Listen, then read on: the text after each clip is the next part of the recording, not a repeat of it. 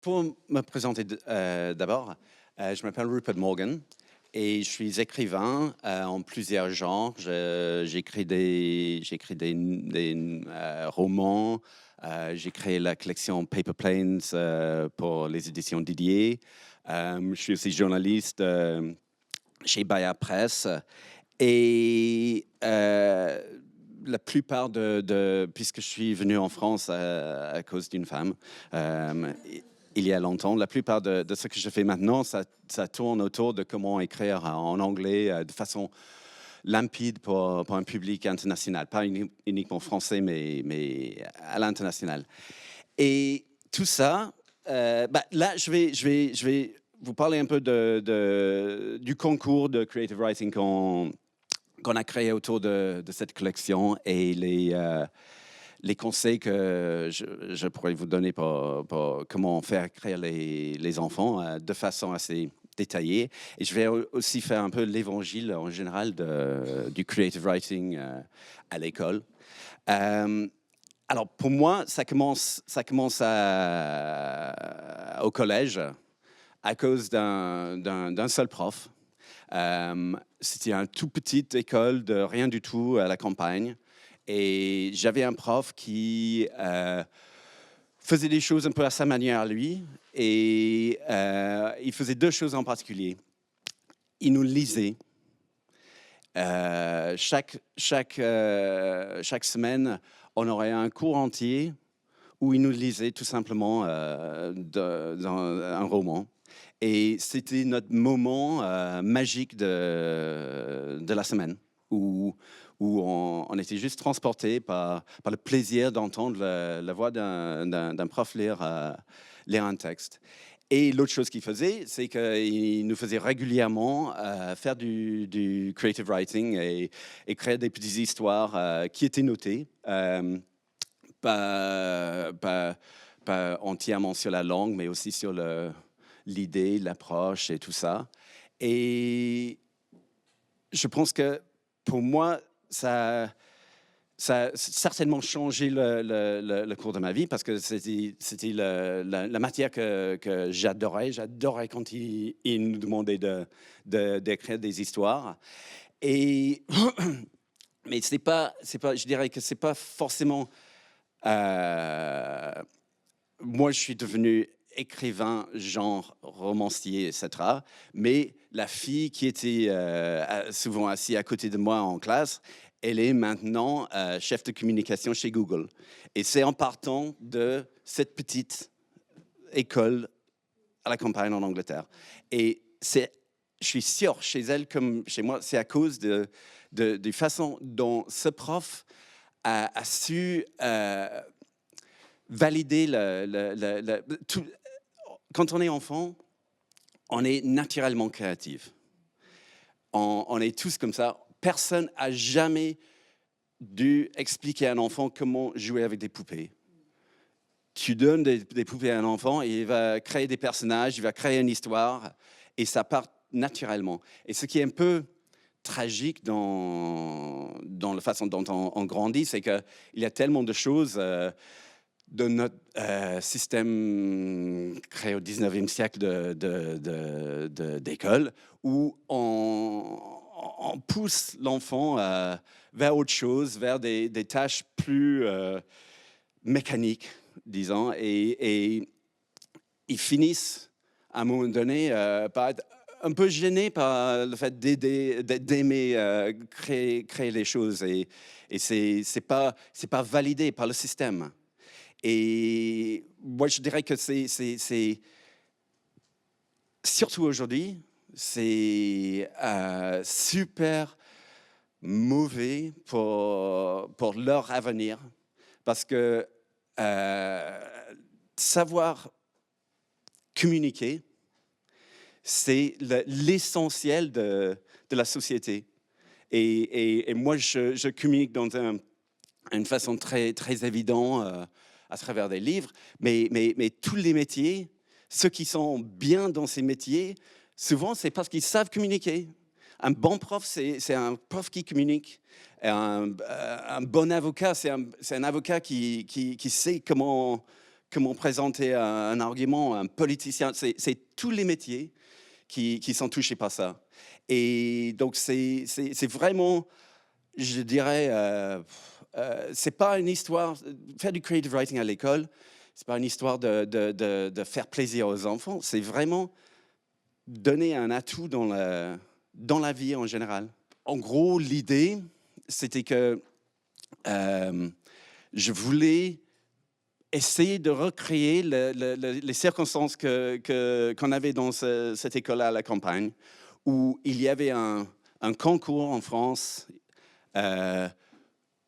où les enfants pouvaient sortir du cadre de l'école, d'écrire pour un public d'écrivains. Ou maintenant, en fait, ça a changé. Le concours, c'est jugé à travers des battles sur l'Internet par les enfants eux-mêmes.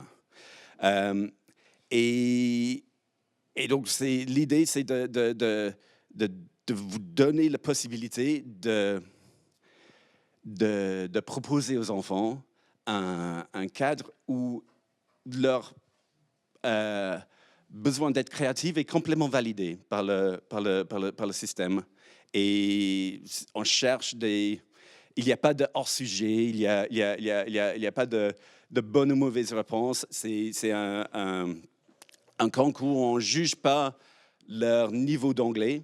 Là, je vais vous lire quelques extraits qui vont du 3e au terminal, mais on a eu des 6e qui nous ont fait des trucs super chouettes. Et le niveau de langue n'est pas ce qui est... c'est pas ça qu'on juge. C'est sûr qu'il y en a qui sont quasiment parfaits en anglais, mais il y en a d'autres qui rament. Et des fois, la façon dont ils luttent avec leur envie d'exprimer quelque chose rend le résultat encore plus touchant. Et ça communique encore plus quelque part. C'est quand tu commences à t'amuser dans une langue que tu avances. C'est pas... Donc, quelque part, c'est la créativité qui rentre en jeu. On commence à se rendre compte qu'on peut s'amuser en s'exprimant dans une autre langue. Et là, du coup, ça change tout. C'est plus un simple matière demandée par l'école. Ça devient vraiment un truc qui fait plaisir. Alors, dans ce concours, on a 3 catégories. On fait de la poésie, la fiction et des mémoires ou non-fiction. Il y en a qui ont créé une 4e catégorie où ils mettent par leur nom, mais ça, c'est un peu dommage parce qu'on a vu des choses super sympas où on ne sait pas qui l'a écrit. Je commence avec la poésie, parce que la poésie, c'est quelque part le plus simple, parce qu'il n'y a pas de... Il n'y a pas de bonne ou mauvaise poésie. Hein. Il y a des poètes professionnels dans la vie où on va lire ce qu'ils font et ça ne nous parle pas du tout. Et pour d'autres, ça va leur parler. Tout comme on n'est plus dans un monde où il faut que ça soit dans un iambic, pentamétre et tout ça. Tu peux faire ce que tu veux en écrivant du poésie. Et ça peut très facilement traverser les âges. Il y avait un petit poème d'un enfant en 6e qui c'était genre 4 lignes, je pense, mais c'était super touchant. Et on a vu aussi des poèmes vraiment impressionnants, quoi. Et ce qu'on voit dans le concours aussi, c'est beaucoup de poèmes où ça vient vraiment de... On voit beaucoup d'enfants qui souffrent un peu, surtout du bullying et tout ça. Moi, j'ai dû des fois écrire des lettres aux enfants en leur suggérant des organismes contactés pour leurs problèmes. Et en même temps, c'est Pour d'autres, c'est pas. Donc il y a ce besoin qu'on voit dans certains de s'exprimer et de sortir des choses, et ça leur fait du bien. Je vais peut-être vous parler d'un cas en particulier plus tard, si on a le temps, parce que je parle trop. Ouais, un peu trop. Donc là, je vais juste rapidement vous donner un exemple. Un petit extrait du gagnant de l'année dernière. Et lui, il a écrit « I learned about a time when people did not exist. A time when flowers smelled and animals shouted. A time when people didn't commit any crime. I know a time when birth took place in nature. A time when forests breathed and rivers flowed. A time when Adam and Eve were the prime. » Pour faire vite, je ne vais pas faire le truc entier. Sauf que vers la fin, ça devient plus intéressant en termes de son message. Cet enfant-là, j'ai contacté son prof. Et en fait, elle était super étonnée. Lui, en fait, il est en terminale. Mais c'est un enfant qui avait des problèmes de learning difficulties. Il est venu, je vais résumer. En gros, il est venu après les vacances le voir en disant, une fois que tous les enfants sont sortis de la classe, en disant, je peux vous montrer quelque chose. J'ai écrit un petit poème pendant les vacances. Et c'était ce poème-là. Et il a dit, en fait, it was really fun. I really liked finding words that rhymed. And in the poem, he's even found a word which I didn't know, which is actually a very good word. And he found the thing which made it fun. He found the thing which okay, rhyming, I like language when it's rhyming. And this is not work. This is enjoyable. And so in his case, that was the way in, the creative way into the language. And I'm sure he has made a lot of progress since. Deuxième sujet, c'est le fiction. C'est le plus grand sujet. On a 3 fois plus de nouvelles qu'on a de poèmes ou de mémoires. Avec une énorme variété en termes de niveau linguistique et créatif en même temps. Et je dirais que là, tous les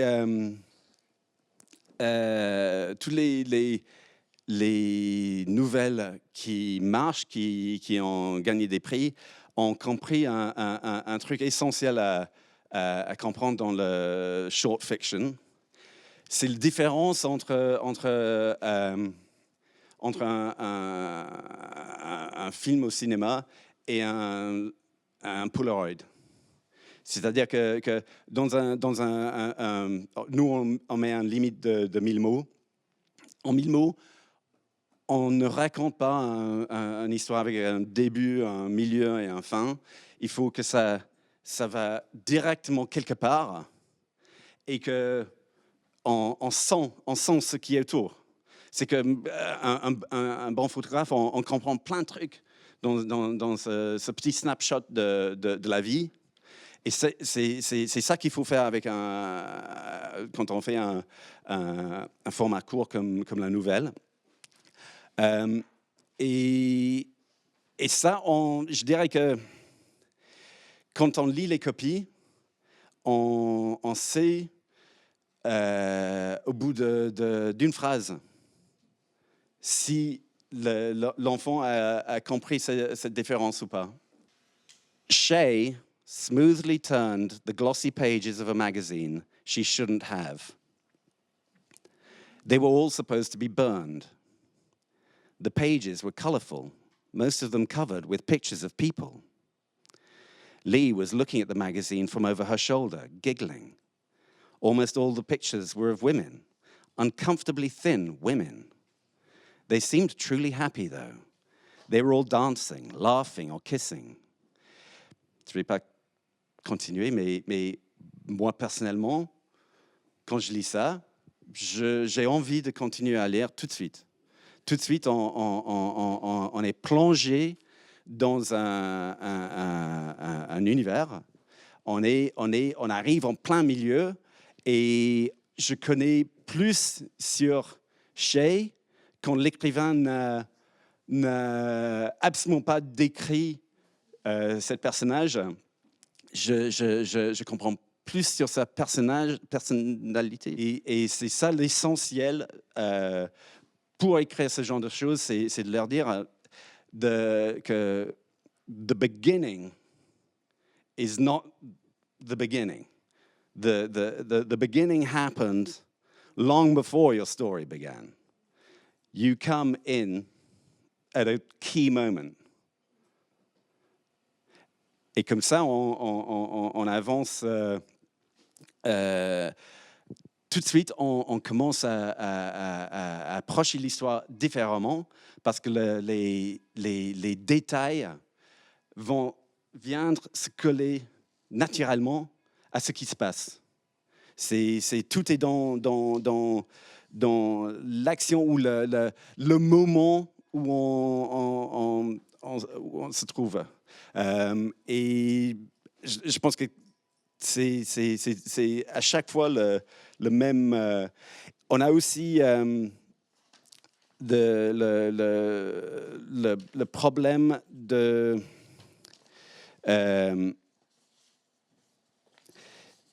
du prof qui, pour aider les enfants, leur impose un genre ou un style d'écriture.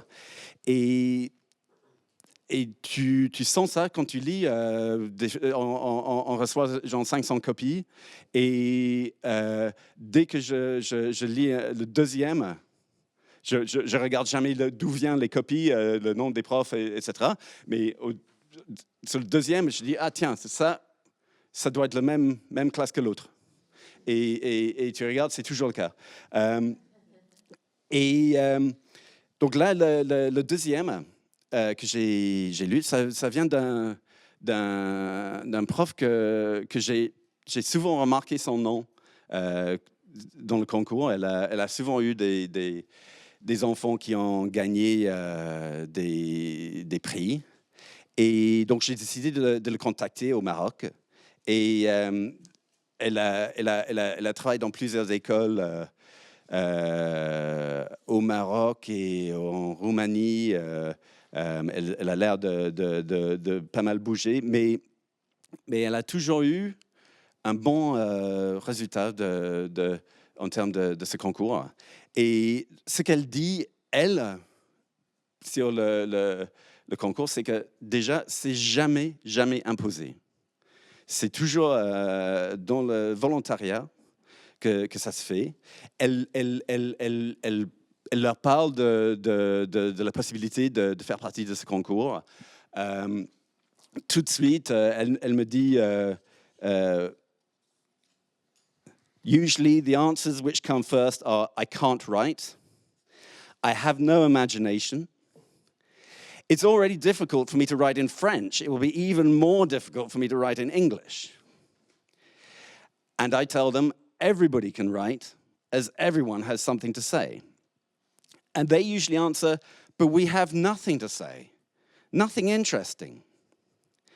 I usually spend an hour presenting the contest, and I ask them to look at the text written by some of my students the previous years, and also to look at the Didier website to read the texts that were selected the previous years. I give them a week or so to do it, and they usually come back saying there were some texts that we liked, but we didn't like all of them. And there is always a group saying, you're right, maybe we could give it a try. And another one saying, it could be fun to try to work something out with a friend. And there's always the following question, can you help us? Give us some ideas. And I answer, for the fiction, use your imagination. For the personal story, use your personal experience.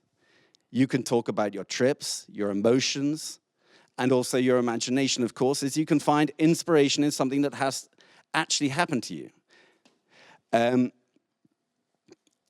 They usually come back with some ideas, sometimes lots of ideas. Like, I remember one day that, and they tell me about their experience, their trips, and I tell them, the ones who want to give it a try, okay.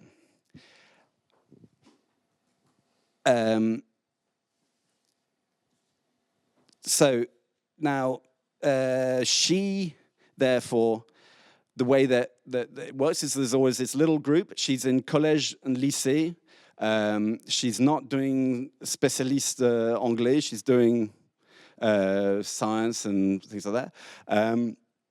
And they go away, they write, they come back, show her what they've done. She gives her suggestions. They show them to those who want to, show them to other students who give their suggestions, and they rewrite. And it gets better. Now, people always ask, if you're a writer, people always ask, where do you get your ideas from? And in my case, and I think in a lot of people's case, the answer is you write something bad. And when you've written something bad, you look at it and you think, why is that so bad? And then you think, well, okay, it would be better if, and that is how you write something good. Usually you only need to write it a second time, maybe a third, to get it absolutely perfect. But the essential step is the bad first one. And so that's what she's doing with them. She's offering her opinion. She's helping with their English when they want help with their English, but she's absolutely not imposing anything. The voices that come through from her class are unique voices every time. There's nothing in common. Whereas when it's imposed, everything's a little bit the same. And they don't come out of the mass. I wanted to read my favorite of all the entries we've had in the competition, which did indeed come from one of her classes. And it's very short. Like I say, they've got 1,000 words. This is more like 400. And I'll read it just because I think it's a lovely bit of writing, okay? It's from the memoir thing. A lot of people, by the way, are not clear about the difference between fiction and memoir. We get a lot of memoir entries that are clearly fictional. The idea of memoir is that it should be something that has really, really happened in some way to you or to someone. It's not fiction. It's not made up. So this is a memoir piece called An Old Sailor. I'll tell you the story of an encounter. It was in my childhood when I was in Istanbul with my parents for the holidays. I remember it was a warm and very sunny day. There was a quiet, smooth breeze coming from the Bosphorus. It was early in the morning, and we were looking for a cafe for breakfast because my father wanted to eat something traditional from Turkey instead of the common international breakfast served at the hotel. At sunrise, towns show a different face that we are not used to see. We usually remain for a long time at the hotel in the morning, tired after long walks in the bazaar. This time, we had to take the boat, which would bring us to the Asiatic side of the city after a short cruise, so we decided to go directly to the port, looking for our meal. There were a lot of fishermen that were already preparing their boats, and others that were coming back after a night or more of fishing. I remember that I was a bit scared, because there were a lot of seagulls screaming all around the place, focusing on fish on the wet ground and making big round flights in order to find the perfect moment, avoiding cats. At that moment, I started to be very hungry. I guess my parents were too, so we went to a small but very nice cafe that, strangely enough, reminded me of those we see in Paris, but it could have been a mistake from my child imagination. I remember that I had seen it the day before and it had caught my eye.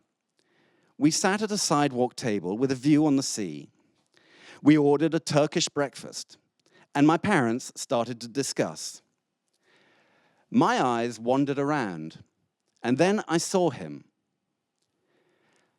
I think I'll always remember that moment, because it has touched my very being. I was really young, but I don't think the important thing was the man himself, but the weighing atmosphere. He was an old man with a tanned skin, surely aged by the sea spray. He was exactly the stereotype of the old sailor, as every child imagines them. He was sitting on a pile of ropes, smoking his white meerschaum pipe. I remember I was really impressed by that man, because he was feeding some cats with fish, and all the seagulls were flying above him. He had a big white beard, and he also had blue eyes, clear and deep as the Mediterranean Sea. But I couldn't be certain, because he was a bit far from our table. As I recall, I kept watching him for a very long time without getting my eyes off of him. When he rose, all the birds flew away in the sky as a living cloud, and I could finally see him whole. He was at least 2 meters tall, and he appeared to me as an ancient giant, trimmed by the seabirds and his cats, enlightened by the morning sunlight. Alors, là, je trouve ça très, très beau comme texte. Mais ce qui est intéressant, c'est que, en fait, il raconte pas grand-chose, cet enfant. Il était juste en vacances. Et c'est pas comme les enfants disent quand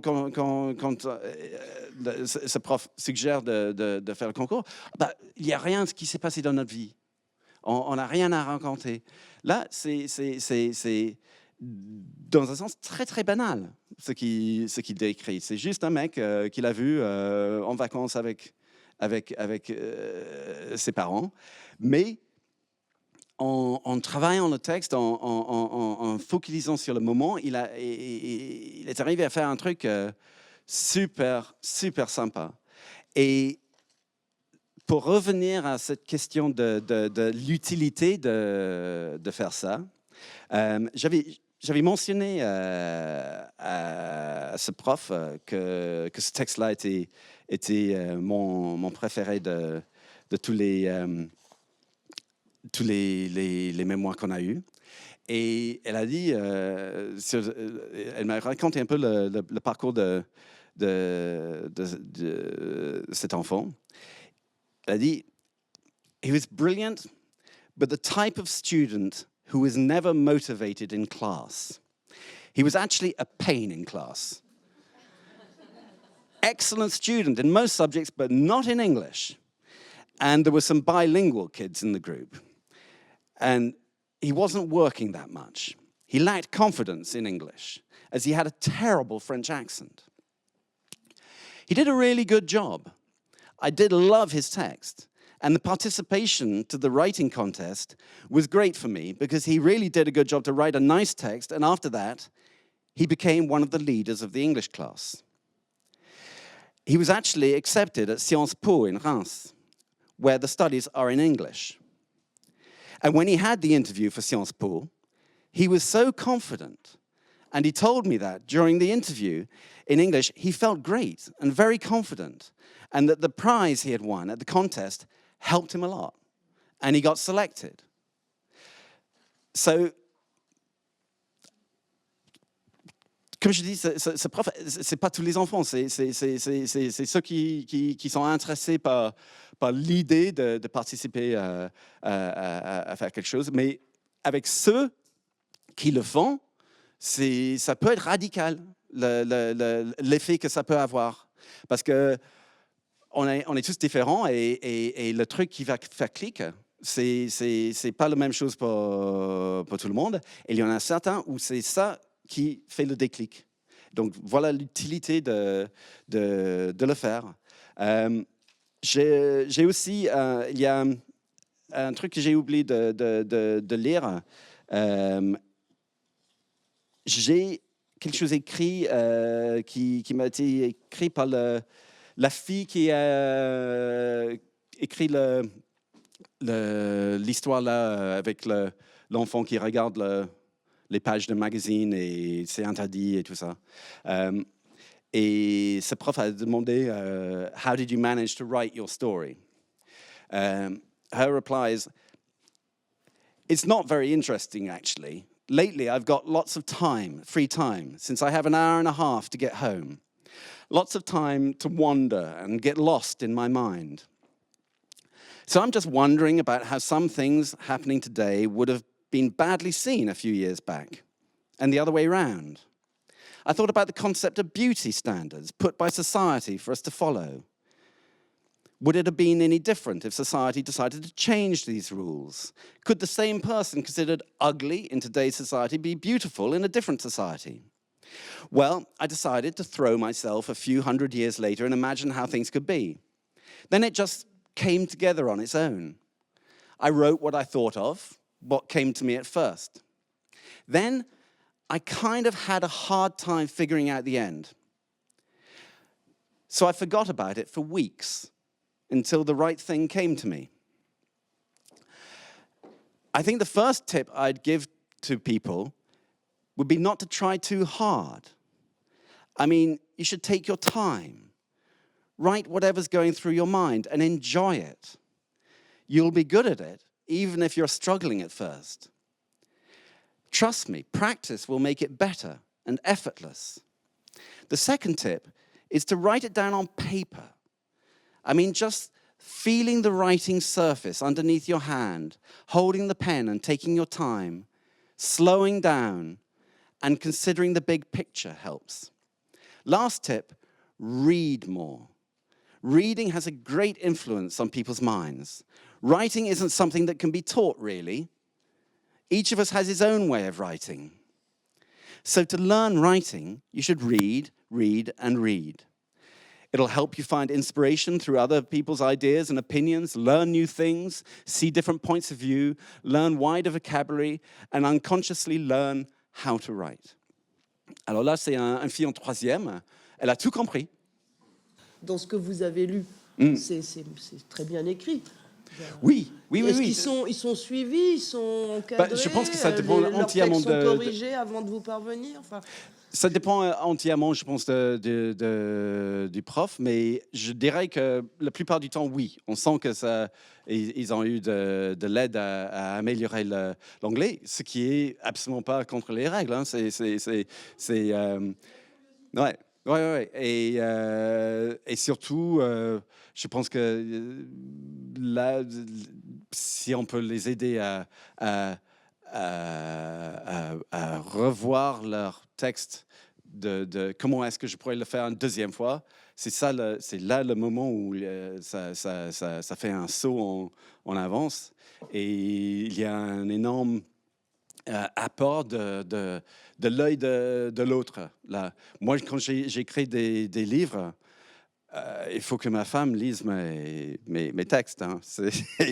Là, ça change radicalement après.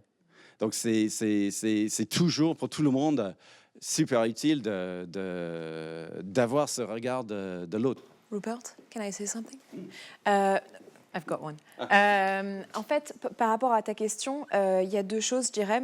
D'une part, on peut tout à fait imaginer... Alors, je pense au témoignage d'une enseignante dont on a reçu des productions, dont vous avez reçu des productions, qui expliquait en fait qu'elle s'est servie... Elle est partie d'un chapitre d'E4 English 4e, qui est consacré à l'écriture de fiction, et qu'elle s'est servie, on en parlera cet après-midi d'ailleurs, et qu'elle s'est servie en fait de ce qui était travaillé dans ce chapitre-là pour faire travailler ses élèves sur l'écriture de fiction avec certaines techniques de création des personnages, etc., pour participer au concours. Donc elle a mis en lien le contenu du chapitre qui était le manuel des élèves et a élargi en fait l'objectif au concours Paper Planes. On peut aussi envisager dans certains établissements, la création d'ateliers d'écriture qui sont sur le temps, la pause méridienne, et où, du coup, vont participer des élèves qui ne sont pas forcément tous dans la même classe. Dans les classes qu'on a, dans nos classes, même dans des activités d'écriture créative qu'on peut faire avec nos élèves, pour répondre à la deuxième partie de ta question, sur la correction de la langue, il est certain que c'est assez intéressant de créer ce que j'appelle moi des comités de lecture. Donc les élèves écrivent des textes et ensuite, je les mélange, ils en piochent un autre. Et ils sont le comité de lecture du texte qu'ils ont sous la main. Alors, en fonction du genre ou en fonction de l'objectif qui était fixé, ils vont avoir des attentes particulières et se dire, pardon pour les éditrices, si j'étais éditeur, est-ce que je voudrais publier et pourquoi ? Et en fait, ça les oblige à prendre du recul. Et ils ont pour mission de faire des recommandations à leurs camarades, à l'auteur, en disant tu devrais là développer ça, tu devrais faire ci, tu devrais faire ça. Et du coup, ça passe que par eux dans un premier temps. Et moi, je récupère la deuxième version de l'élève suite à la relecture de ses camarades. Et éventuellement, moi, je peux lui apporter une aide supplémentaire. Voilà. Et pour Paper Planes, pour l'envoi du produit fini, c'est l'enseignant qui voit de quelle manière il veut, à quel niveau il veut intervenir. Mais voilà.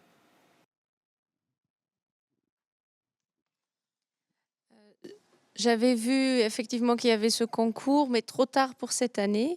Et j'avais déjà commencé les démarches auprès de ma direction pour m'assurer d'avoir en lycée une classe en accompagnement personnalisé.